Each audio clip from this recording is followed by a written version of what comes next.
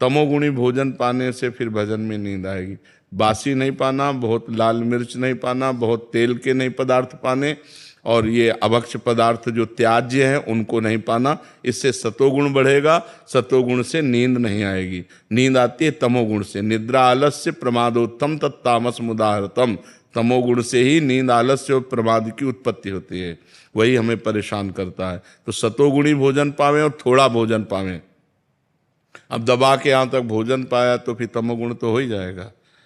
अगर हमारा 8 रोटी से काम चलता है तो हम 5 रोटी में लावें धीरे धीरे। वैसे 24 घंटे में शोध किया गया तो 400 ग्राम अन्न से भरपूर स्वस्थ जीवन चल सकता है। पर अपने देखो, किलो 2 किलो तो एक बार में हो जाता है, सब्जी दाल और सब मिला के खान पान। अब पानी चाहिए, जैसे हम 1 किलो अन्न पाए तो हमें 2 किलो पानी चाहिए, उसमें डबल पानी तो हमें चाहिए ना। और फिर वायु के लिए जगह चाहिए पेट में थे।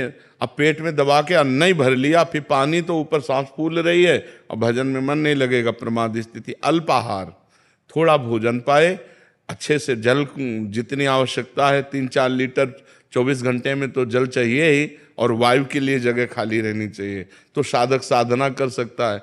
नहीं तो अब होड़ लगाकर भोजन पाने वाले हैं कि हम तो फिर भजन नहीं होगा। जिसका भोजन नीरस उसका भजन सरस, और जिसका भोजन सरस उसका भजन नीरस। पक्की बात समझ लो।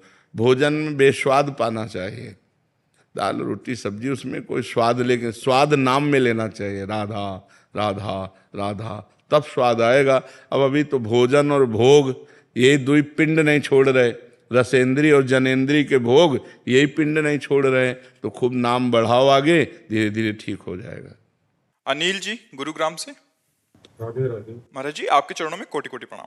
महाराज जी कृपया बताएं कि भक्ति को बढ़ाने के लिए कितना इंसान का सामर्थ्य है और कितना प्रभु कृपा का योगदान है। जितनी श्वासें हैं और जितना हमारा प्रयास भगवान ने हमें प्रयत्न दिया है कि हम कर सकते हैं, वो भगवान जानते हैं और आप जानते हैं। भगवान ने आपको दिया है इसलिए वो जानते हैं, आप में जितना है वो आप जानते हैं।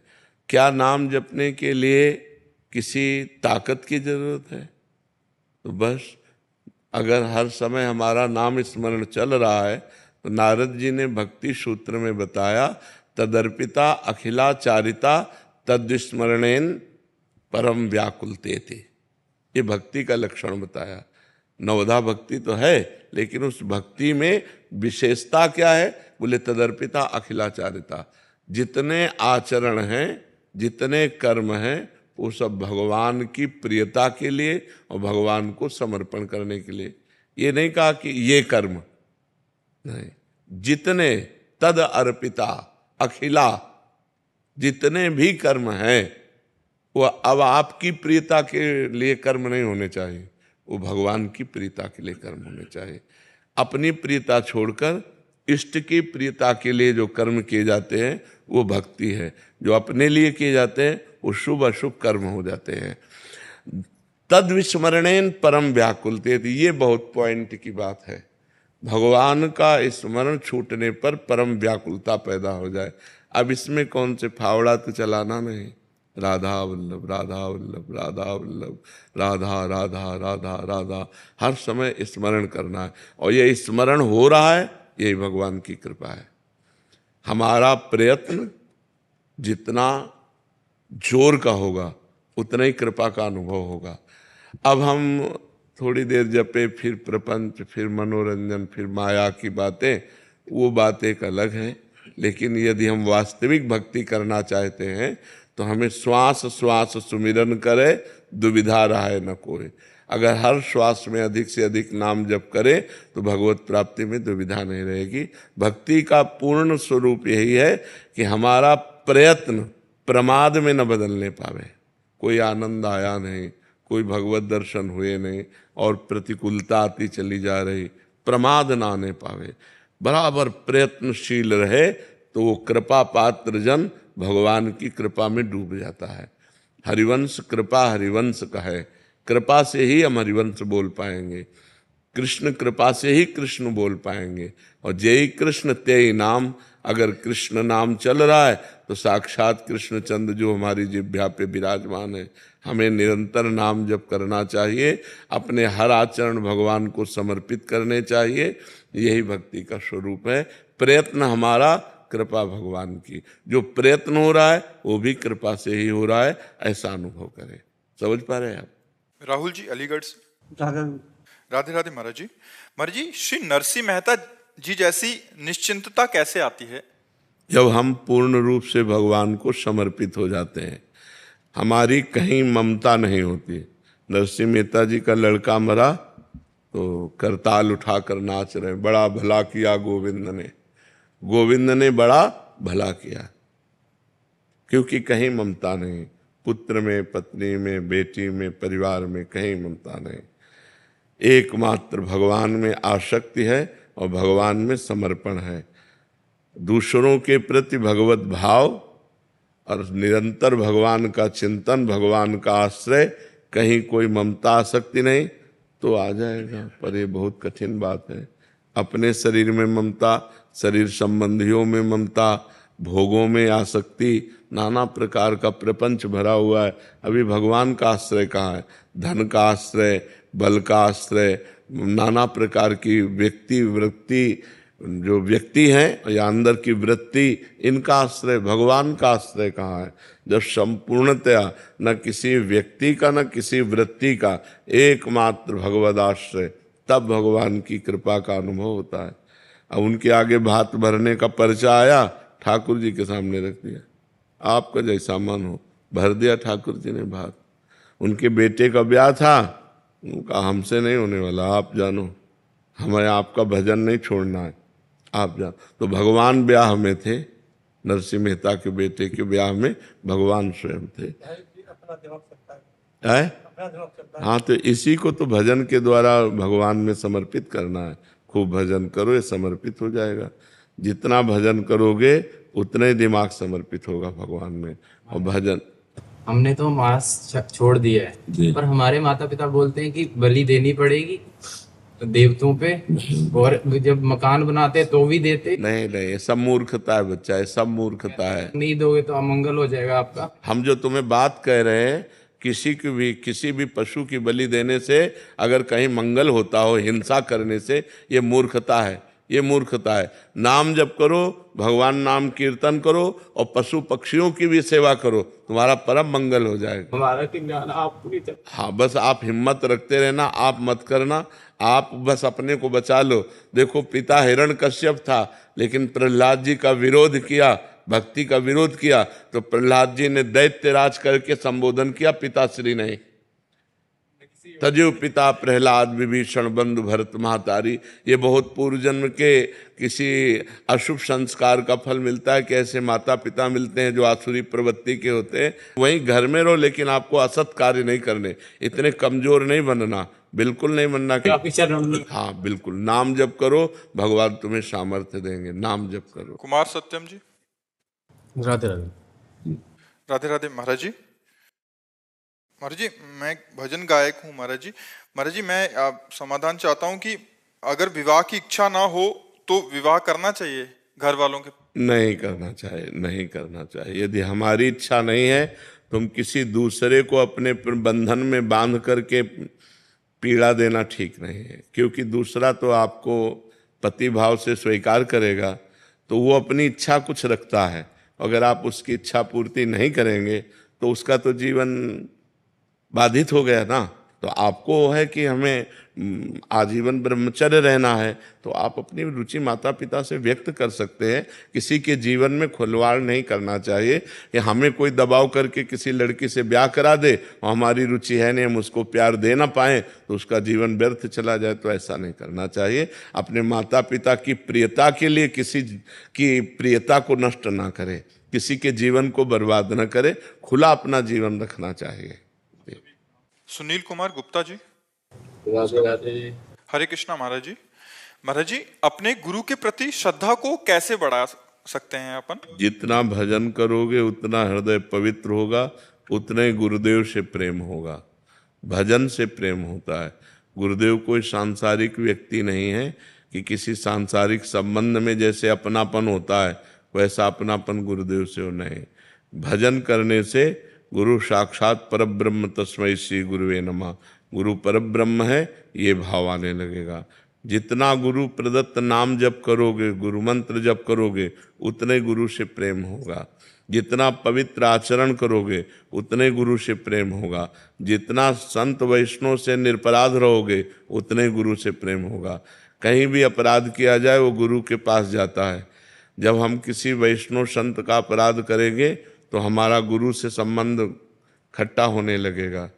अगर हम वैष्णव संतों की पूजन करेंगे, भावना करेंगे, खूब नाम जप करेंगे तो हमारा गुरुदेव भगवान से प्रीति होने लगेगी, क्योंकि सबके हृदय में गुरुदेव भगवान विराजमान है। अखंड मंडलाकारम व्याप्तमेन चराचरम तत्पदम दर्शितमेन तस्मै श्री गुरुवे नमः। सब में गुरुदेव विराजमान है। किसी का अपराध न बने, खूब नाम जप करो, पवित्र आचरण, तो गुरुदेव से प्रीति हो जाएगी, गुरुदेव से प्रेम हो। गुरुदेव से प्रीति हुई तो भगवान से प्रीति हो गई। गुरु और भगवान दो थोड़ी है, गुरु गोविंद न भेद कराए जी। ऋषभ त्यागी जी, राधे राधे। राधे राधे महाराज जी। महाराज जी, क्या नाम जप ही पूरी पूजा है? संपूर्ण आराधना नाम जप ही है। निरंतर नाम जप हो। कलयुग केवल नाम आधारा, सुमिर सुमिर नर उतरे पारा। और कोई पूजा बने न बने, कल के सत्संग में था first last and latest discovery. भाई जी हनुमान प्रसाद पोद्दार जी कह रहे first last and latest discovery. मेरी पहली, अंतिम और वर्तमान की खोज है कि एकमात्र केवल नाम का आश्रय ले ले, उसे निश्चित भगवत प्राप्ति हो जाएगी, निश्चित भगवत प्राप्ति हो जाएगी।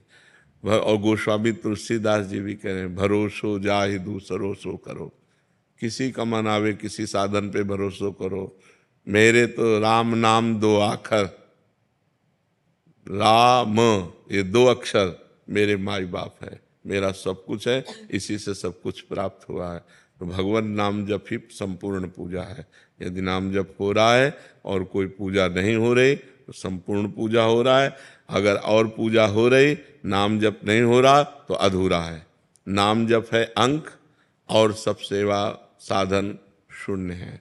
जैसे एक लगा के शून्य तो 10, फिर शून्य तो 100, फिर शून्य तो 1000।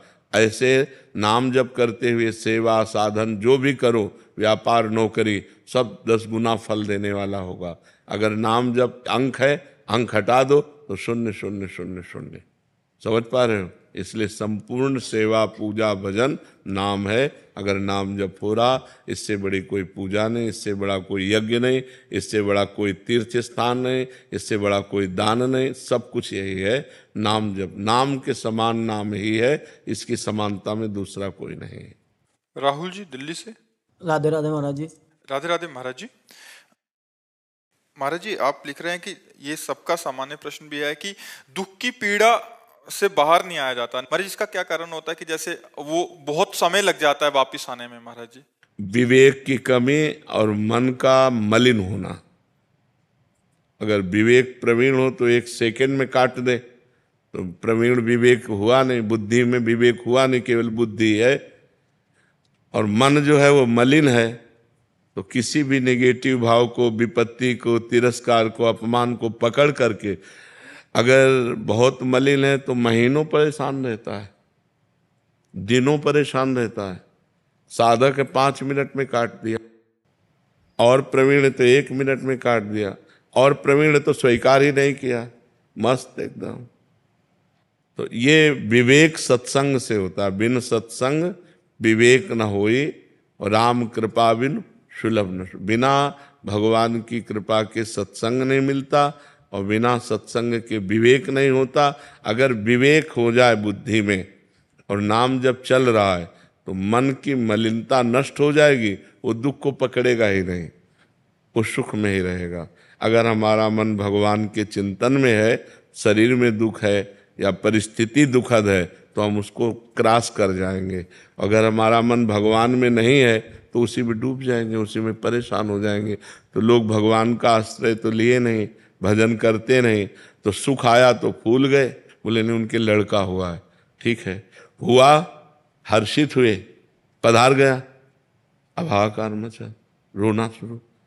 ये तो नियम है संसार का, सुख और दुख। तो जब सुख आवे तो ज्यादा फूले नहीं, तो दुख आवे तो फिर उसमें डूबेगा नहीं। तो हम कहते हैं कोई उत्सव मनाओ, कोई भगवत कार्य करो, तो नाम कीर्तन, भगवान का यश कीर्तन, भगवान की कथा वार्ता और भक्तों की सेवा, तो तुम्हारा जीवन सार्थक हो जाए। तो अपवित्र मन दुख को पकड़ता है और पवित्र मन सुख को, भगवान के सुख को पकड़ता है। भगवान का सुख ऐसा है जो सांसारिक सुख दुख से निवृत्त कर देगा।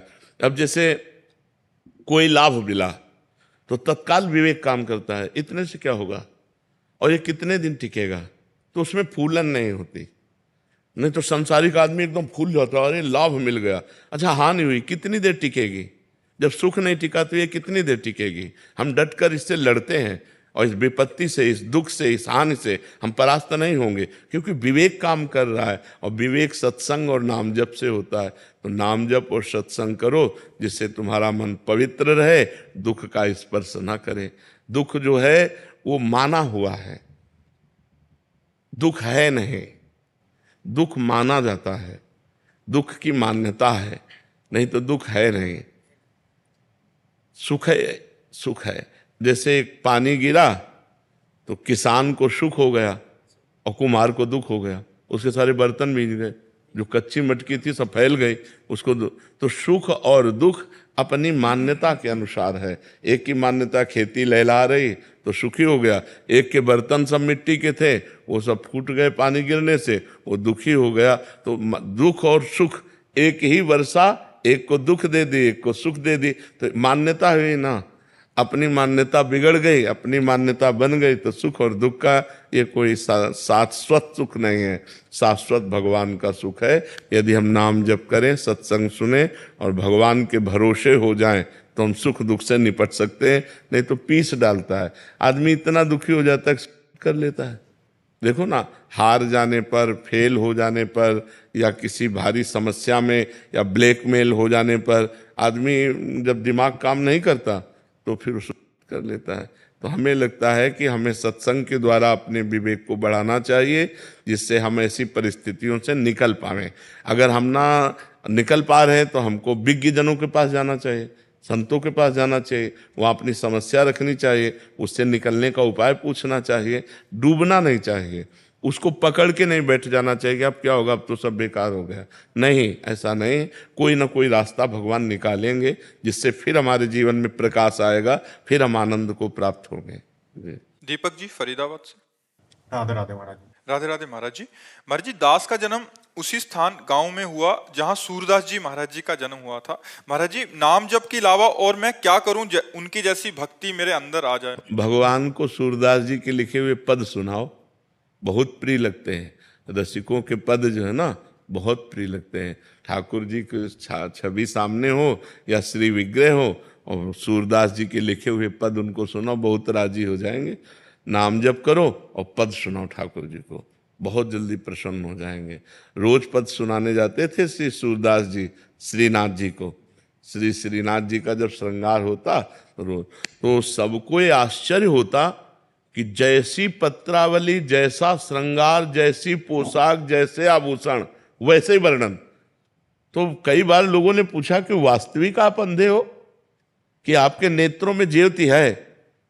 तो उन्होंने कहा नहीं, बिल्कुल नहीं, बाहरी नेत्र कुछ नहीं है। तो वो सिद्ध पुरुष थे। तो एक दिन उनकी परीक्षा के लिए पर्दा किया गया कि ठाकुर जी का श्रृंगार हो रहा है, और कोई श्रृंगार नहीं किया गया, बस एक लंगोटी पे, और बस पर्दा खोल दिया गया। बोले गाओ, ठाकुर जी का श्रृंगार हो गया।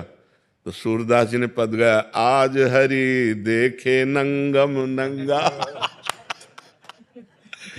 सब लोग आश्चर्यचकित हो गए कि आज कोई पोशाक नहीं पहनाई गई, तो आज नया पद रचा, आज हरि देखे नंगम नंगा। तो ऐसे दिव्य महापुरुष हैं कि उनके पदों को सुनकर भगवान प्रसन्न होते हैं। तो आप उनको पदों को लालजू को सुनाया करो और खूब नाम जप किया करो जी। जतिन जी न्यू दिल्ली से। श्री हरिवंश गुरुदेव। श्री हरिवंश। महाराज जी, आपके प्रश्न का भाव है कि आपने आपके श्रीमुख से सुना था कि अगर आपके हृदय में प्रभु की याद आ रही है या एक बूंद भी आंसू आ रहे हैं तो प्रभु ने आपको याद किया है, वो आपके लिए ऐसे आंसू बहा रहे हैं, तब जाके आपको ऐसा भाव भी आया। तो महाराज जी इसका क्या? इसका भाव हमें कहने का ये था कि जैसे हम कृष्ण बोले तो कृष्ण कृपा से ही कृष्ण बोले, जो कृष्ण नाम है वही कृष्ण है। तो हमारी जिह्वा में यदि कृष्ण आया तो श्री कृष्ण हम पर कृपा किए हैं, तब कृष्ण नाम आया है। अगर हमें प्रभु के प्रति रोना आ रहा है तो प्रभु हमें प्यार कर रहे हैं, इसलिए रोना आ रहा है। अगर हम प्रभु के लिए व्याकुल हैं तो प्रभु हमसे मिलने के लिए व्याकुल हैं। हम प्रभु के मार्ग में चल रहे हैं तो प्रभु हमें चला रहे हैं, इसलिए हम चल पा रहे हैं।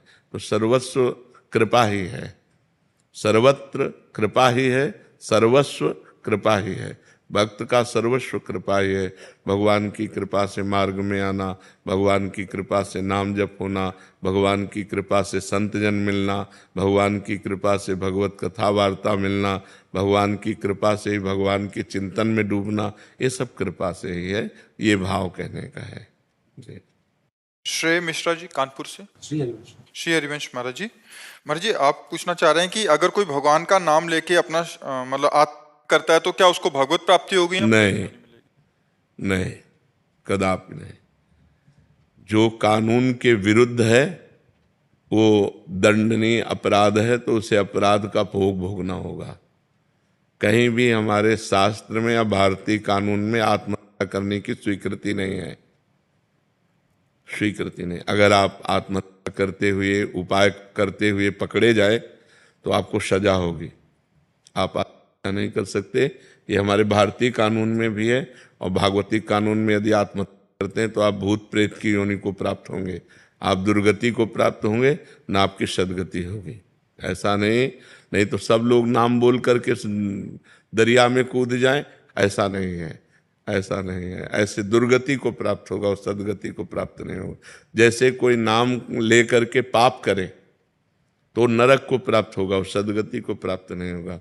ऐसे ही कि नाम से अंतिम समय में कल्याण हो जाता है तो उसकी दुर्गति हो जाएगी, वो प्रेत योनि को प्राप्त होगा, उसका बहुत अधापतन हो जाएगा। ऐसा कभी नहीं करना चाहिए। आत्महनन गति बहुत निंदनीय होती है। हाँ, वो आत्महत्या कभी उद्धार को प्राप्त नहीं होगा, कल्पों कल्पों भटकता रहेगा। इसलिए आत्म कभी किसी को नहीं करनी चाहिए, ये सबसे बड़ा अपराध है। हर समस्या का समाधान है, लेकिन हर समस्या का समाधान आत्म साइड थोड़ी कि आप हत्या कर लो, ऐसा नहीं है। हत्या करोगे तो दुर्गति को प्राप्त हो जाओगे। क्यों? तुम्हारे दिमाग में विचार कैसे आया? अंतिम समय यदि भगवान का नाम स्मरण में आ जाए, अंतिम समय, आत्महत्या और अंतिम समय में बड़ा फर्क है। हमारा समय होता है अंतिम। जैसे अब हमारे प्राण निकलने वाले हैं, हमारे निकल राधा और प्राण निकल गए, अब आपको भगवत प्राप्ति हो जाएगी। लेकिन प्राण निकालना वो अंतिम समय नहीं है, वो आत्मा है, तो उसका फिर दंड मिलेगा ना आपको। आप अपराध कर रहे हैं। आपने बोला था कि वो जैसे वो किसी मतलब जलने वाले के पदार्थ का है कि वो जलाएगी। हाँ। और आपने बोला था राधा नाम का वो तारना ही है। हाँ, तारना है। तो कानून के विरुद्ध, कानून के विरुद्ध थोड़ी नहीं। जैसे जहर है ना, तो अगर उसे वैद्य शोध के दे तो दमादी बीमारियों के काम में आ जाता है संख्या, और ऐसे खा लो तो मर जाओगे ना। तो उसका विरुद्ध प्रयोग थोड़ी करना चाहिए, उसका विरुद्ध प्रयोग नहीं, ये विरुद्ध प्रयोग होगा, इससे आपको दंड मिलेगा। आत्म करते समय कि हम भाई राधा बोलकर आत्म कर लेंगे, राधा बोल करके हम किसी, तो इससे आपका पतन हो जाएगा, आपकी दुर्गति हो जाएगी। स्वतः हमारे प्राण निकल लें, फिर राधा राधा बोल लें तो हमारा कल्याण हो जाएगा। ऐसे नहीं, दुरुपयोग न करें। सद्वस्तु का दुरुपयोग नहीं करना चाहिए, ये कानून के विरुद्ध है। सविता जी, राधे राधे महाराज जी। महाराज जी, क्या किसी का प्रारब्ध इतना बलवान होता है कि पीढ़ी की पीढ़ी उसका फल मिले? नहीं, ऐसा नहीं होता। स्वयं को भोगना पड़ता है, पीढ़ी को नहीं। जैसे पिता ने पाप कर्म किया और पूर्व जन्म का दुख पुत्र को भी बधा है, तो ऐसे पिता का पुत्र बनेगा कि उसके आचरण का उसे जीवन भर दुख भोगना पड़ेगा। पिता कर्जा किए हुए था, पिता अपराधी था, पिता बहुत प्रकार के दुराचार किए हुए था, तो उस पुत्र को जीवन भर दुख भोगना पड़ेगा। प्रॉपर्टी छिन जाएगी लोगों को कि समाज में कि उसी का तो लड़का है ना जिसने ऐसा किया था, तो जीवन भर उसको, तो ये कर्म संस्कार उस जीव के पूर्व से लगे हुए हैं, तो वो पुत्र बनता है आकर, वो पिता बनता है आकर, ऐसा। अब पीढ़ी दर पीढ़ी, ऐसा नहीं कि पाप करे कोई और पीढ़ी दर पीढ़ी वो भोगता रहे, ऐसा। हम तो सत्कर्म कर रहे हैं बट मतलब अभी तक कष्ट ही कष्ट मिल रहे हैं। हाँ, तो आपने आज सत्कर्म किया, पीछे दुष्कर्म किए, तो उनको कौन भोगेगा? पीछे जन्म में दुष्कर्म किया, पीछे कमाई है ये, अभी की कमाई तो आपकी अच्छी है, मान लो सत्कर्म कर रहे हैं, लेकिन पीछे बुरे कर्म किए पूर्व जन्म में, तो भोगना नहीं पड़ेगा? तो भोगना तो पड़ेगा, अवश्य में भोक्तव्यम कृतम कर्म शुभाशुभम, किसका प्रश्न है? हाँ, तो भोगना तो पड़ेगा ही ना। आज सत्कर्म कर रहे हैं लेकिन पीछे हमारे बुरे कर्म रहे, तो उनका दंड भोगना पड़ेगा, तो भोगना अवश्य में भोक्तव्यम, भोगना पड़ेगा। अच्छा, एक बात ये बता दो कि गोरे दाऊ जी श्याम काहे बने? मैया मोए दाऊ बहुत खिजायो, मोसों कहत मूल को लीनो, तू जस मतलब जायो। गोरे नंद यशोदा गोरे, तू कित पारो आयो। पहलो एक कारण ये है, दूसरो कारण ये है कि छोटे बड़े भैया को कर्तव्य रहे छोटे भैया की रक्षा करवो। तो कंस या कंस को कोई राक्षस आवे को, दो भैया आए शैतान आऊं और बुलाऊ, पाषाण पत्थर के है गए। तो बाबा बड़े भागते बास मिलो नंद गाम को, लाड़े लाल को चित्त में लाऊं, गुणगान करूं नित ध्यान धरूं, अब तेरे ही द्वार पे शीश नवाऊं। चरणामृत पान करूं मैं सदा, अपनो निज जीवन धन्य बनाऊं। अब ऐसी कृपा करियो नंदलाल, मैं वास सदानंद गाम को। तो जब छोटे लाला की रक्षा के लिए फिर बड़े लाला दाऊ दादा ने अपनो रूप श्री कृष्ण को, दाऊ सो दाता नहीं ब्रज में कोई एक, और दीनन पे रक्षा करे और टारे विघ्न एक। दाऊ दाऊ सब कहे और मैया कहे ना कोई, और दाऊ के दरबार में मैया करे सो हुई। जैसे बाबा के दरबार में जो बाबा के रो वही है रो। जय दंत के लाला की जय। आशीर्वाद लेना, 70 साल की उम्र, राजनीति करनी चाहिए नहीं करनी चाहिए? राजनीतिक बात अलग है, राष्ट्र सेवा समझो, राष्ट्र सेवा करनी है हमें। जो पद मिले उसके द्वारा समाज को सुख पहुंचाना और भगवान का नाम जप करना, अगर दोनों कार्य करोगे ना तो ये हो गई पूजा और इस सुमिरन से हो गई भगवत प्राप्ति। तो समाज सेवा करनी, जैसे सांसद पद है, एमएलए पद है, तो इन पदों के द्वारा हम समाज को सुख पहुंचाते हैं। राष्ट्र सेवा हम कर रहे हैं, हम अपने देश की सेवा कर रहे हैं, अपने नगर वासियों की सेवा कर रहे हैं, भगवान का नाम जप कर रहे हैं। और देखो, आप जैसे इतनी आयु है तो आपको अनुभव भी है, तो आप नौजवानों को सत्मार्ग देना, समाज को सुख पहुंचाना, ये जरूरी है। अगर आप जन न करेंगे तो नौजवानों की बुद्धि तो बेविचार व्यसन में फैल रही है, बेविचार व्यसन में फैल रही ना, बॉयफ्रेंड गर्लफ्रेंड, ये दुनिया के लिव इन रिलेशन गंदगी में फैल रही, नशा पी रहे हैं और नशे की जरूरत के लिए हिंसा कर रहे हैं, चोरी कर रहे हैं। तो आप जैसे विवेकी जन समाज को सुधारिए, यही सबसे बड़ी सेवा है, और खूब नाम जप कीजिए। प्रशांत जी। राधे राधे। राधे राधे महाराज जी। महाराज जी, भारत हमेशा धर्म, समृद्धि और विश्व कल्याण हेतु अग्रसर रहा है। महाराज जी, भारत में गरीबी और भूखमरी की समस्या है। भारत में नहीं, पूरे टोटल आप ऐसे बोल सकते हैं, लेकिन आप पर्सनल में देखिए, प्रत्येक व्यक्ति क्या धर्म से चल रहा है? गरीबी है लेकिन 100 रुपया की शराब पी के आ रहा है। आप विचार करो, परिवार में बड़ी समस्याएं लेकिन वो व्यभिचार प्रवृत्ति से युक्त है, वो हिंसा प्रवृत्ति से युक्त है, वो गलत आचरण करता है, तो इसका दंड तो भोगना ही पड़ेगा ना। ये धर्मात्माओं का देश है, ये धर्मशील देश है, ये कर्म भूमि है। अन्य देशों को ऐसा नहीं कहा गया, हमारे शास्त्रों में भारत को कर्म भूमि कहा गया है। अब ये विचार प्रवृत्ति कैसी फैल रही है, बॉयफ्रेंड गर्लफ्रेंड, ये कौन पवित्रता का आचरण धारण कर रहा है? सब मनमानी आचरण धारण कर रहे हैं। तो फिर उनको किसी न किसी विधान से अपने कर्म का फल तो भोगना पड़ेगा। तो कर्म भोग इसी में आता है कि दुख है, दरिद्रता है, विपत्ति है और डिप्रेशन है, नाना प्रकार की प्रतिकूलताएं हैं, इसी में तो दुख आता है। तो दुख ही पाप का मार्जन करता है। तो इसलिए अब देखो, पाप परायण कितने लोग हैं, हजारों लाखों पशु काट के लोग खाते होंगे, लाखों की संख्या में खाते होंगे, मुर्गा आदि बकरा आदि हजारों की संख्या में, लाखों की संख्या में खाते हैं, तो क्या ये पाप कर्म नहीं है? तो क्या उसका दंड नहीं भोगना पड़ेगा?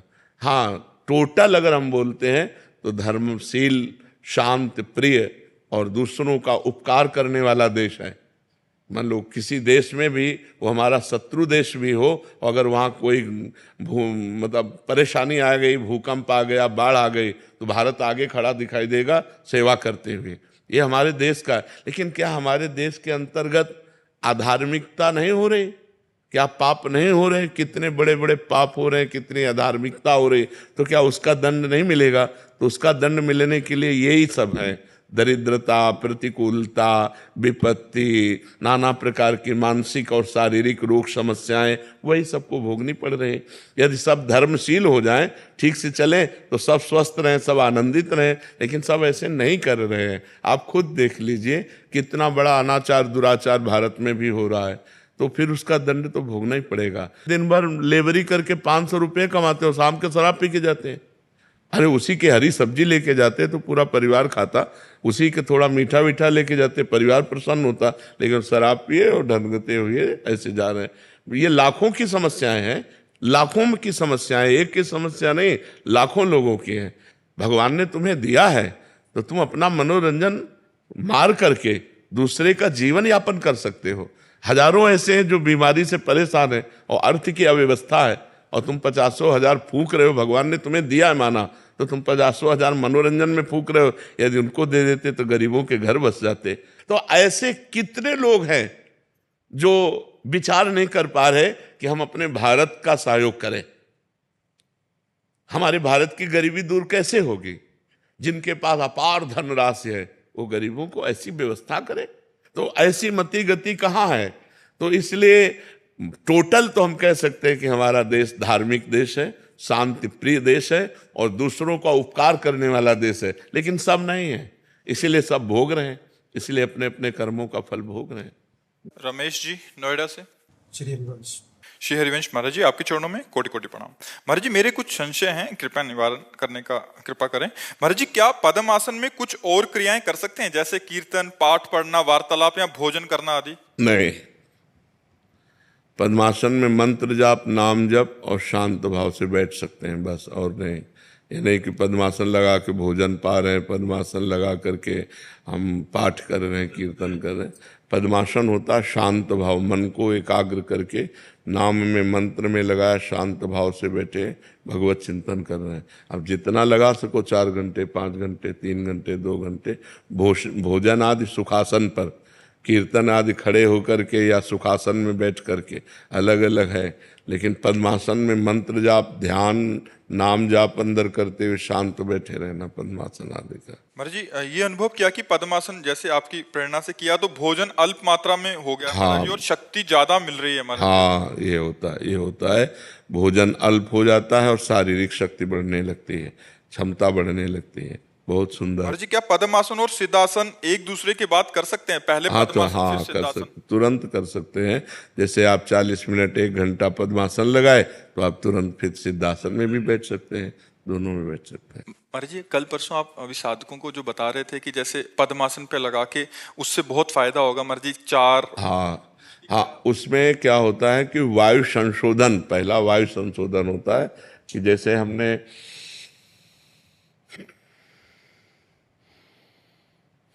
ये 2 बार हुआ, ऐसा 10 बार करे आसन में बैठ करके, ये वायु संशोधन हुआ।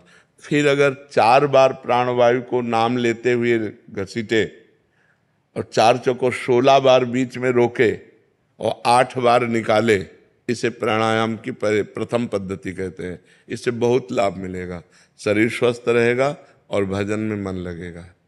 और महाराज जी, ये मतलब 10 बार एक साथ करना है महाराज जी? हाँ, 10 बार एक बार, पर अभ्यास करने के लिए 1-1, 2-2 से शुरू करें। गृहस्थ आश्रम में भी कर सकते हैं? आराम से कर सकते हैं, बहुत सरल है। मतलब 2 प्राणायाम कर ले, फिर 3 कर ले, फिर 4 कर ले, धीरे धीरे 10 की संख्या में पहुंचे। पर वो स्वास्थ्य लाभ क्या क्या मिलेगा इससे? इससे सबसे पहला लाभ होगा कि मन शांत होने लगेगा, शरीर निरोग होने लगेगा, प्राणवायु बलिष्ठ सूक्ष्म हो जाएगी,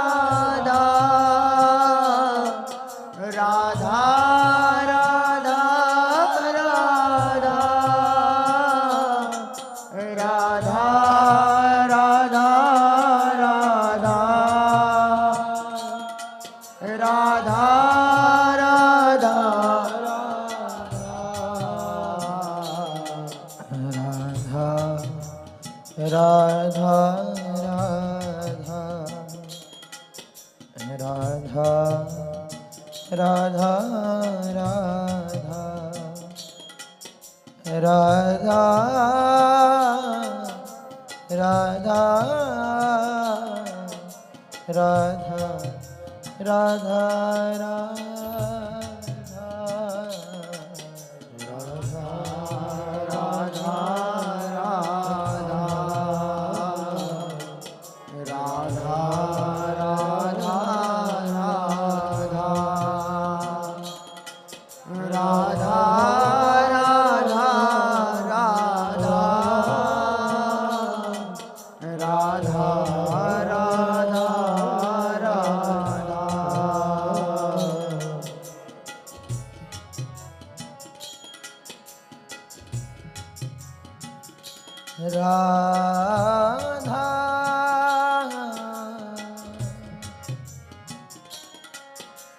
राधा राधा राधा राधा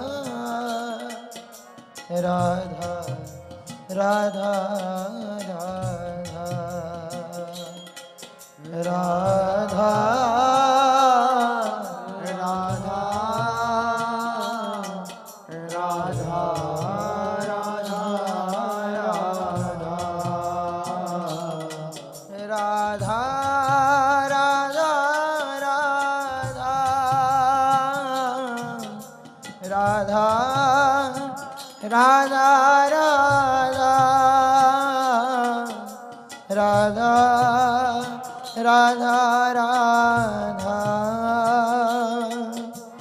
राधा राधा राधा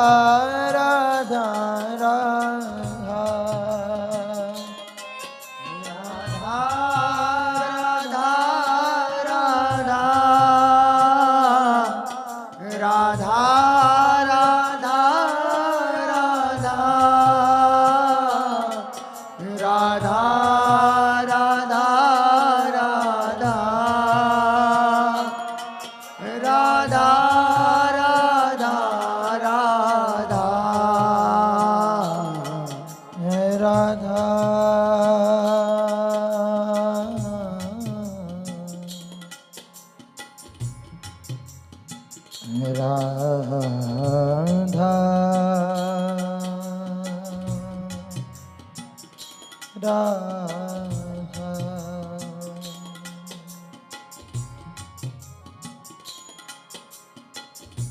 इतनो तो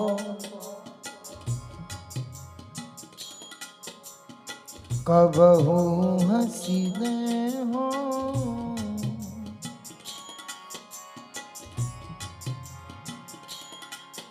इतनो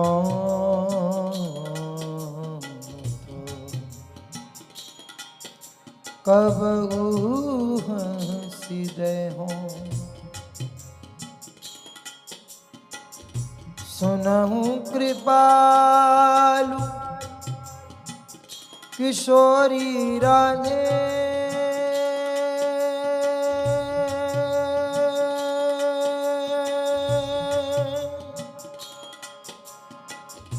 सुनहु